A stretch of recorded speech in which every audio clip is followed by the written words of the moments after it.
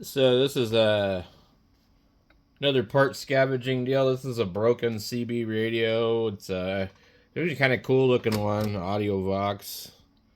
Um, and I don't remember what the hell was wrong with it. But there was something I think with the microphone. I attempted to get it working and kind of got it working, but the thing was, it was like um, basically. Uh, um, the microphone connection and some other stuff was wrong with it, and I think maybe the audio board was blown out on it. I got it from a guy who had it like in the original packing box. Um, I don't know if this was one of the ones. It's actually made pretty nice. Better than a Cobra. Like the shielding and stuff is really nice on the back here. But what we're gonna do is we're gonna take this apart and we're going to remove everything of interest and discard the hulk of it. I've just got too many things that like need to be gone through. So basically, there's lots of good parts in here for other stuff. And there's a relay in there. I don't even know. It might even plug in. Maybe not. But then you got SO239 connector. You got jacks. You get, there's different stuff that you could use for other things. And this thing is not worth repairing. I don't talk on CB. If I did, I wouldn't, sure as hell wouldn't use this thing. It doesn't have single sideband. There's just no real reason to sit here and rack our brains to try and figure out what's wrong with it. You can see all the wires here, yeah. So, I had it intermittently working. So, I mean, I figure, well, it kind of works. So let's just take everything out of it. It's just Audio Vox was just like made lots of car stereos back in the 80s that weren't real amazing. So we're going to take this thing apart. So one thing that's definitely cool about these kind of radios is you get these kind of screws here, which can be kind of hard to get. And they fit a lot of ham radio stuff. So they're certainly worth keeping and saving. You never know when you're going to lose a screw that you can't find. And So what I'm trying to do is go through a lot of the junk that I have and take what I need and discard what I don't. And no more rainy day projects. Like when you start making progress, getting rid of stuff, and less is more. So I've got a couple of bins full of crap that I need to go through. So that comes right off here. And we'll get the rest of the stuff out of here. It's interesting how they welded the switch thing on there. So we'll get all these pots out of here. These can be really good for stuff. I don't know about channel selector and all that, but I'm just going to break it down to where you get rid of the frame and just, I don't know, probably just put the bulk of the rest of it in something else. A lot of these are going to be either 10 millimeter, 11 millimeter, or you just use 7/16. Just get them all loose and take it apart. So they made this thing in such a way you can't pull this out of here. I should probably just clip the wires, but I just I don't know. I love an excuse to use the soldering iron, I guess. We'll just see. I'm curious if I can just kind of go across here and just unsolder all this really nice 80s, 70s solder. Stuff smells great. They used some really good stuff back then. Let's see what else we got here. We got a couple other wires. Somewhere over here. Let's see. Looks like One here. Probably. There we go. I've gotten to the point where I've done this so much, I'm like, I can kind of just look at the back of a circuit board and kind of guess where something's going to be. So, I mean, these segments are good to have. Sometimes you could use them. This one looks a little different. I've actually replaced these in CB radios before. It's kind of a pain in the butt. But now we can take this metal piece and go put it in our trash bin. We can get rid of the face of the radio. We can put it in the trash bin. And then now we can just start like disassembling the rest of this thing. And, you know, just cut down, you know, what's in the part bin. So usually on these, there's going to be, you know, a bunch of screws here you're going to get. I like to save these. These are actually quite good. These are definitely the same kind of screws used in a lot of ICOM radios and stuff like that.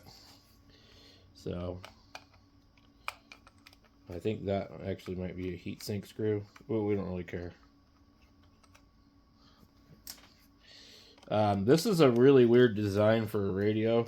Like, it's kind of overbuilt compared to like a Cobra.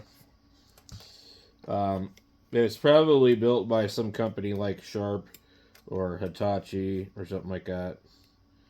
Just because the quality is a little bit higher. I've seen some similar stuff in the Sears Road Talkers, things like that. So I think we got the board mostly separated. There's a weird thing here. It's like got this and this, and then like this box here. So it's a very strange kind of radio. Then we have these transistors here. They're either audio or regulators, or maybe even power transistors. You can leave them on here if you really want to.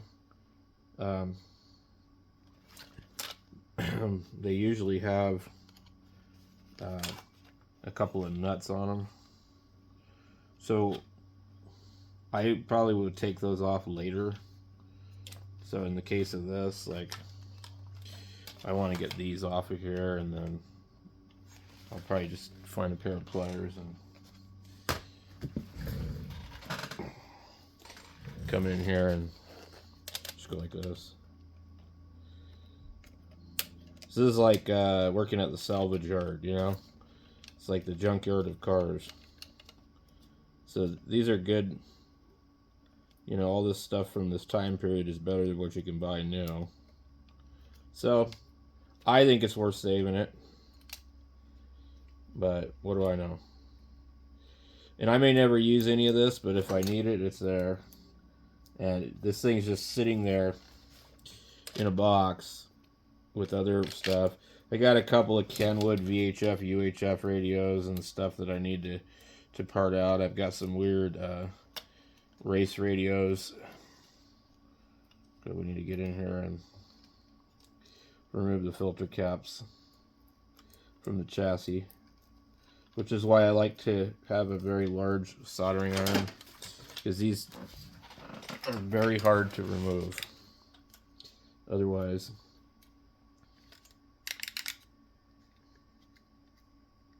Huh.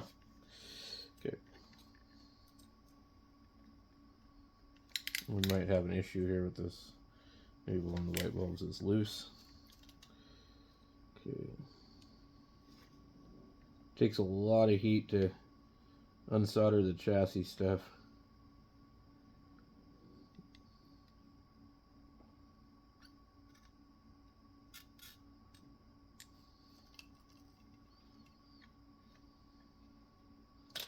There we go.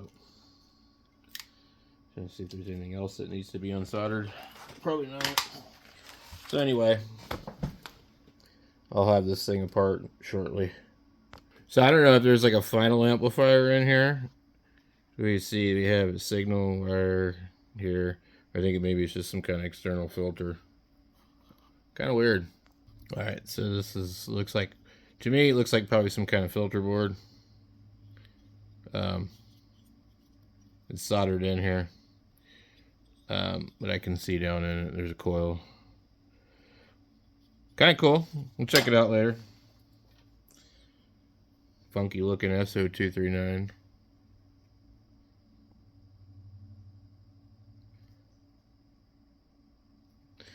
Always good for a project. So now we're left with the Hulk of the radio. This does have some really nice mica heat sinks. They're quite thick. So basically now we can just throw out the rest of this. I don't have any use for it. So fold it up, put it in the trash. There we go. Goes to the recycle. So now we can take this and probably go ahead and just put it in our parts bin. And anytime you need parts, just go look through this and look and go, oh, look, there's that. Oh, yeah, look. You know, I mean, why not? And there's a 10K pot right here. Long shaft. Looks like audio taper. B. A B10K. 20K. And then a dual 5K, which would actually work. This is a stereo one. It's single shaft dual. So you could use that for stereo. You get switches. I mean, there's lots of good parts in here. You got a relay. You get trimmers. Generally speaking, I probably wouldn't use any of the capacitors in here because they're going to be pretty old. And the size of them compared to a modern component isn't that great. But there could be weird components in here like transistors that you might need for something else, ham radio related. There might be diodes, there might be resistors. You know, a lot of times I'll reuse resistors and stuff like that. A few times I've found MOSFET dual gate transistors in some of these old radios. This one doesn't look like it has anything like that. Schottky diodes sometimes, vector diodes. You just never know. Let's see. Sometimes you can find the ceramic filters in here. I'm not seeing a ceramic filter in here, but it might be in here. They're usually a common failure point in a lot of things. Here's a big, huge resistor. I'm not sure what its purpose is. Look like they twisted this up with bread ties. And also, you know, you get all the pieces of wire that you can use for things. I don't know about audio transformers or any of that, but these here look like regulators.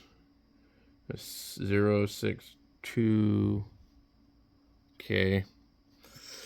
So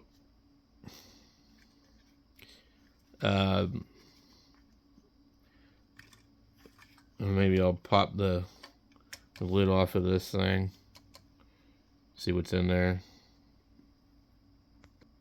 And then this would be the power transistor, which is a 2078, and you could probably sell that. It's probably worth money. So usually they are. CB guys will buy these. They used them in other radios. Wow, that's a crazy scheme here. There's some crystals in here. Lots of IF cans. It's a whole floating board here. Oh, damn. Something else about this is just crazy. Like, you didn't have this kind of shielding quality on any of the Cobras. I mean, you had all that on top of there. Wow. You got your 10-something crystal and your 14. So that's probably got... I don't see a PLL chip. But there should be one somewhere. Maybe it's down in here. Oh, it's right here. So they got the PLL all in here.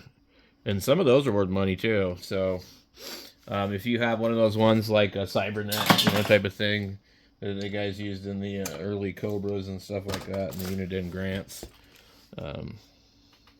I can't tell what this one is. I don't know if they're all like the same. I'm not a real big CB guy. I've worked on some, so I know some about them. This is